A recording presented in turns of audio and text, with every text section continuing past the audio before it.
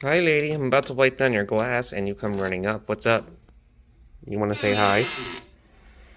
Oh, yeah, yeah. There we go. Hi. What you doing, silly? You want to explore a bit? Ready for some scoops? Okay. Yeah, you're looking like you're curious. I was about to start cleaning up. Your windows and stuff are very dirty from all the water splash and sprays. Just freshwater sprays I give to your side. Not on you directly, of course. We do not spray you directly. That's not how that works. Need help with your toes? Hi. You know these fingies. These are my fingies. Hello. They probably smell a little bit like dish stuff because I was just cleaning. How do you still have a cricket in there? You are so silly. I thought you got all of them. There we go. Well, I don't know. It's not as there is. The cricket has a bit of powder on it still. You're getting a little ashy colored. Are you about to start shedding soon? Is it about that time? Here, let me help. Let me help. There we go. I know, both feet. No, don't feel like getting up. That's fine. You just wanted to see what was going on. Alright, let's get your windows clean. Alright, so what I'm going to show you guys is a safe way I clean these windows without using chemicals. The crunchy sound you are hearing right now, of course you see lady right there by the window is going to help. If you can't see, it's because the windows are a little smoochy. Unopened, completely sealed, never used for anything before cleaning wise sponges. Need you one of those. The crinkling, crackling sound seems to have lady thinking she's going to get some food. That is not the case, lady. Goodness gracious, they sealed this with what? Glue? Gorilla glue? Ah. Ah. I am not a strong person. Alright. And now that we got our sponge opened up and ready to go right here, I got this chlorinated water and an old cat sort of dispenser treat thing for delectables sort of stuff. Not a sponsor, just got those treats in bulk because they were on a good sale. And my cat, of course, loved them. So what I do, dip into the water. And also it's good to have stuff like this container, because recycling is good. These also make pretty good, plant vases, whatever you want to say. So chlorinated water, no chemical, nothing on it. And then the other thing would be your paper towels, right here. Something simple. So I'll go ahead and rip a couple off preemptively. And then I'm going to come around to the side here, because the lady's at that front window. And we kind of pull this window back here, because this is a door opening kind of thing. And a lot of that is watermarks from the inside. So with this here, I'm wiping out from the inside there. And let's just go ahead, scooch that over a bit, so you can see more of her enclosure too. That right there, that is her dish for water and stuff. I'll show you guys that, because I've had some questions sometimes when I only show the one side. They wonder, how's she getting water?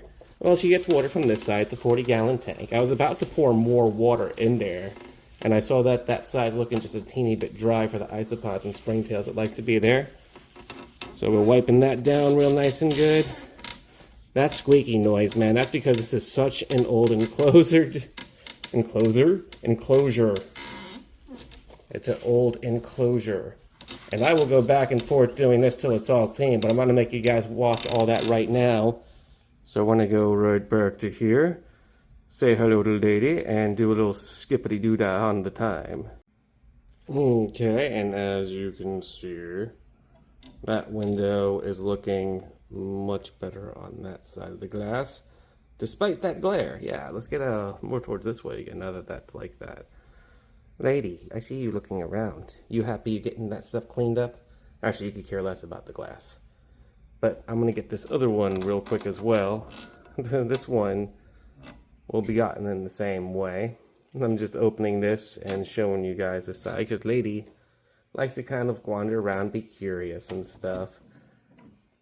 And as you can tell, sometimes she wants to be picked up, sometimes she doesn't. I let her decide. If she walks onto my hand when I take my palm out, that's fine. If she touches my hand and turns away, I go ahead and let her go back into her hides or whatever and, you know, keep where she is. She's usually napping a lot around this time. There is kind of a bit of an argument between people where some people, like myself, believe they are crepuscular, more so than they are nocturnal. But that also could be because we learn that creatures in captivity act differently than when they do in nature. And I know that where they come from in nature, a lot of their worst sort of predators they got to look out for will come out during the day. And a lot of the stuff that would hunt them is line of sight kind of hunters. So them going out at nighttime probably keeps them the safest. So it could be the difference between captive and wild. But I have always seen them to be more crepuscular. They actually kind of match your schedule when you're going to be home, when they know they might get fed or taken out. Because some leopard geckos look forward to being taken out. They don't look forward to being bathed like bearded dragons could. And you don't spray them down like you do crested geckos. But, you know, lady, you about to walk out of frame there? That's no fun. Here, you gotta watch her while I'm talking. There. Otherwise, me talking alone, that's not good enough.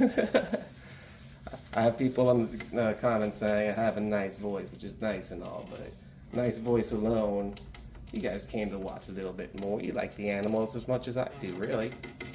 I mean, my personal animals, I am their biggest fan, obviously, but I do love animals a lot, and I do have, thankfully, a very good following of people who pretty much are the same, or at least curious about it, you know, always opening minds to all want of learning kind of things, and y'all be teaching me stuff when I be learning things too. I learn stuff from y'all all the time, and I do appreciate that. All the comments, all the love, you guys are super duper awesome with that. But I'm gonna sort of, oh, hold on. She got her a cricket. Go ahead and watch it. Oh, good try, lady. Good try. I was about to turn the camera to let you see how I'm doing with the glass, but she is being a silly lady. Geckos are such fun creatures. And when they're like this, man, they're very sweet. You do want to get them started young with handling, because even when they're young and they try to bite you, their bites are very harmless. They don't even hurt if they bite you when they're young. It's when they get older and the teeth come in more where they can actually break skin a bit, but even then, I feel hamster bites, you kind of, you know, would bleed and hurt more from that, you know? It's like a paper cut with them, where you're like, why does this sting, and why is there this much blood coming out my finger when it's like really nothing of a bite? What's going on? There we go. Now I can kind of tilt it back over here. But the window here is coming along very nicely, as you can see. It's still a little bit wet. I need to put it over the towel. The reason why I don't use chemicals at all for them, if you do use chemicals, do keep your lizard out of the enclosure, or reptile of any kind, you know, amphibian, turtle, anything like that. A lot of ReptiSafe tells the instructions well. Well, that's not ReptiSafe. ReptiSafe is the water stuff. I'm thinking about the wipe away, or whatever, the wipeout or whatever. It's a cleaning chemical used specifically to get rid of the salmonella and stuff that are found in pretty much all reptile species with their, I would say, excrements, and the ones who do wee-wees will have salmonella not just in there, but also from open wounds or anything, you know? Same way like I was talking about how finger getting hurt, something like that. If they have a small something of a wound, and that little bit of wound gets a little bit of blood on your hands or something, that can also transfer salmonella. So that stuff takes care of it, and the instructions recommended 2 hours. So I would recommend 2 hours for Windex or anything else like that. Hi, lady. You checking it out? Your stuff's getting done. I have to wipe up the tops too. So hold on. We're almost done. I need to get all that junk in the bottom. Well, you're being cute and you're out here, so I'm not going to time skip. The peoples love to see you being you. You and Rorschach are the little stars of this channel. You know that, friend? Yes, you guys are. Good thing with Lady, I am very comfortable putting my hand around, even wiping very fast and doing. We've worked with each other. I've been with her. She's been with me, gosh, since 2018. I would say December of 2018. So yeah, the very, very end of that year, right when 2019 was going in, when I found her. Or she was brought to me. You going for your calcium powder? Yeah. Let's see if we can get a little bit of a... This is what leopard geckos will do with their calcium powder too. She looked a little bit off the top of the rim there. But these fun little lizards, well, geckos to be more precise, will in fact eat calcium powder right out the dish with no bugs attached, which is good. So I'm gonna finish doing this. I need 2 hands, and I'm pretty sure I took enough of your guys' time. Thank you so much again for all the support. You guys are absolutely awesome. I know my animals, I make joke with my animals being ones that are thankful and stuff, but on some real, I am extremely thankful for all that you guys have done. And I would just hope that this channel keeps growing and doing, because I like making this stuff and I want to put a positive, good vibe on animal care. So you guys are helping with that by spreading the word. So I appreciate that so very much. You guys are absolutely the bomb diggity awesomeness of the highest caliber. With that, y'all have a good one. Peace out.